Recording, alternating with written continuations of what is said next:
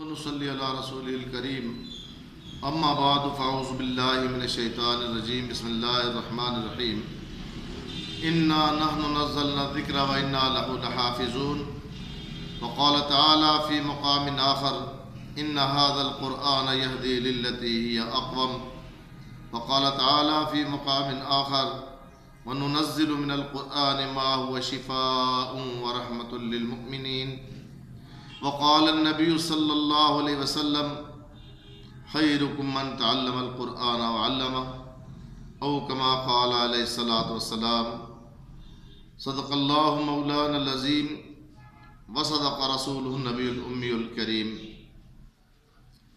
یا رب صلی وسلم دائما ابدا علی حبیبک خیر الخلق کلہم۔ صفائے دہر سے باطل کو مٹایا کس نے، نوئے انسان کو غلامی سے چھڑایا کس نے، میرے کعبے کو جبینوں سے بسایا کس نے، میرے قرآن کو سینوں سے لگایا کس نے، تھے وہ آبا تو تمہارے ہی مگر تم کیا ہو، ہاتھ پر ہاتھ درے منتظر فردا ہو، وہ زمانے میں معزز تھے مسلمان ہو کر اور تم خوار ہوئے ہو تارک قرآن ہو کر۔ انتہائی قابل احترام حاضرین و ناظرین، گزشتہ روز لیلۃ القدر کے حوالے سے آپ حضرات کے سامنے گفتگو ہوئی۔ لیلۃ القدر کو جو فضیلت ملی، 1000 مہینوں سے افضل اللہ تعالیٰ نے قرار دی، تو اس کی وجہ یہ ہے کہ اس رات کو اللہ تبارک تعالیٰ نے اپنا کلام مقدس نازل کیا اور فرمایا انا انزلناہ فی لیلۃ القدر۔ جس رات کو اللہ تبارک تعالیٰ نے قرآن نازل کیا، اس رات کو 1000 مہینوں سے افضل قرار دیا، اور جس مہینے میں اللہ نے قرآن نازل کیا وہ تمام مہینوں کا سردار، شہر رمضان الذی انزل فیہ القرآن۔ رمضان کے مہینے میں اللہ نے قرآن نازل کیا تو رمضان تمام مہینوں سے افضل ہو گیا۔ مکہ مکرمہ میں اللہ نے قرآن نازل کیا، اس شہر کے اللہ نے قسمیں اٹھائیں، لا اقسم بہذا البلد وانت حل بہذا البلد۔ جبریل امین قرآن لے کے آئے، اللہ رب العالمین نے اسے نوریوں کا سردار بنا دیا، اور جس ذات اقدس کے اوپر قرآن نازل ہوا اللہ تبارک تعالیٰ نے انہیں کائنات کا سردار بنا دیا، امام الانبیاء و رسول بنا دیا، شفیع المذنبین بنا دیا، خاتم النبیین بنا دیا، جس کے سینے کے اندر اللہ تبارک تعالیٰ جس کے سینے کے اندر قرآن محفوظ کرتے ہیں۔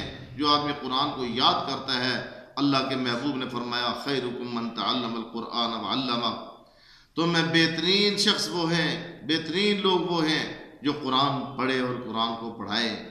آپ صلی اللہ علیہ وسلم فرمایا اشراف امتی حملۃ القرآن، میری امت کے معزز ترین لوگ وہ ہیں جو قرآن والے ہیں، قرآن پڑھنے اور پڑھانے والے۔ من اکرمہم اکرمہ اللہ، جنہوں نے ان کی عزت کی انہوں نے اللہ کی عزت کی، ومن اہانہم اہانہ اللہ، اور جنہوں نے صاحب قرآن کی توہین کی انہوں نے اللہ کی توہین کی۔ اس لیے کہ قرآن اللہ تعالیٰ کا کلام ہے، اور جس کے ساتھ اس کی نسبت ہوئی اللہ تبارک تعالیٰ نے اس کو عظمت عطا فرما دی۔ حتیٰ کہ قرآن کے ساتھ جو کاٹھی گتا لگا ہوا ہے، یہ گتا اگر اسی کے اندر جوتا ڈالتے ہیں، اسی کے اندر اور چیزیں ڈالتے ہیں، سگریٹ ڈالتے ہیں، لیکن وہ اسی گتے کی کاٹھی بنتی ہے، تو قرآن چھونے سے پہلے اس کو چومتے ہیں۔ اس لیے کہ اللہ تعالیٰ فرمایا لا یمسہ الا المطہرون، کہ اس قرآن کو صرف پاک لوگ ہی چھوتے ہیں، پاک لوگ ہی قرآن پاک کو ٹچ کرتے ہیں، اس لیے قرآن والے پاک ہیں۔ اس لیے حضور صلی اللہ علیہ وسلم نے فرمایا جس کو اللہ نے قرآن کی دولت عطا کی اور اس نے دوسرے کو اپنے سے افضل سمجھا، اس نے قرآن کی توہین کی۔ اس لیے کہ اللہ تبارک تعالیٰ نے یہ دولت اسے عطا کی جس کے اللہ تعالیٰ نے فرمایا قد جاءکم یا ایھا الناس قد جاءکم من اللہ قد جاءتکم موعظۃ من ربکم وشفاء لما فی الصدور۔ اللہ تعالیٰ نے تمہیں وہ نصیحت نامہ عطا کیا جس میں سینوں کی شفا ہے اور رحمت ہے۔ قل بفضل اللہ وبرحمتہ فبذلک فلیفرحوا هو خیر مما یجمعون۔ جس کو اللہ تعالیٰ یہ دولت عطا کر دے تو اسے اللہ کے اس کرم پہ، اس مہربانی پہ، اس انعام کے اوپر اللہ کا شکر ادا کرنا چاہیے، خوشیاں منانی چاہیے۔ اس لیے وہ خیر مما یجمعون، جو کچھ لوگ جمع کرتے ہیں سب سے یہ بہتر ہے۔ مال جمع کرتے ہیں لوگ، کاریں، کوٹھیاں، گاڑیاں، سب کچھ لوگوں کے پاس ہے، لیکن سب یہیں دھرے کا دھرا رہ جائے گا، دنیا کے اندر رہ جائے گا۔ اجل نے نہ کسرا ہی چھوڑا نہ دارا، اسی سے سکندر صفات بہارا، ہر ایک لیکن کیا کیا نہ حسرت سدھارا، پڑا رہ گیا بس یوں ہی ٹھاٹ سارا۔ جگہ جی لگانے کی دنیا نہیں ہے، یہ عبرت کی جا ہے، تماشا نہیں ہے۔ لیکن قرآن قبر میں بھی ساتھ جائے گا، حشر میں بھی ساتھ جائے گا۔ ختم قرآن کے موقع پر آپ دعا کرتے ہیں، اللہم آنس بخشتی فی قبری، اللہ مرحمنی بالقرآن العظیم، یا اللہ اس قرآن کو میری قبر میں میری وحشت کی دوری کا ذریعہ بنانا، اور اس قرآن کو میرے لیے سفارشی بنانا اور شفاعت کرنے والا بنانا۔ حضور صلی اللہ علیہ وسلم فرمایا کہ قرآن قیامت میں شفاعت کرے گا، اس سے بڑھ کر شفاعت کرنے والا نہ کوئی ولی ہوگا، نہ کوئی نبی ہوگا، اور نہ کوئی فرشتہ ہوگا۔ جن ہاتھوں میں یہ قرآن اللہ تعالیٰ فی صحف مکرمۃ مرفوعہ مطہرۃ بایدی سفرہ کرام بررہ، کہ یہ معزز ترین لکھنے والے ہاتھوں میں اور معزز ترین ورقوں میں اور اونچے مقام پہ رکھا ہوا لوح محفوظ پہ قرآن ہے، دنیا کے اندر بھی اونچی الماری میں رکھتے ہیں۔ تو اے حفاظ کرام، اے قرۂ کرام، اے قرآن والو، تم دیکھو اللہ تعالیٰ نے آپ کے ہاتھوں میں قرآن دیا، دن رات آپ قرآن کے ورقے جو ہے وہ الٹ پلٹ کرتے ہیں، قرآن ہاتھوں میں اٹھایا پڑھتے ہیں۔ کوئی کتنا بڑا ہوگا، کسی کے ہاتھ میں جانوروں کی دم ہوگی، کسی کے ہاتھ میں کدال ہوگی، کسی کے ہاتھ میں لوہا ہوگا، کسی کے ہاتھ میں جوتے ہوں گے، کسی کے ہاتھ میں پیشاب ہوگا، کہ کوئی ٹیسٹ کرتے ہیں، کہ پیشاب کا ٹیسٹ کرتے ہیں، مٹی کا ٹیسٹ کرتے ہیں۔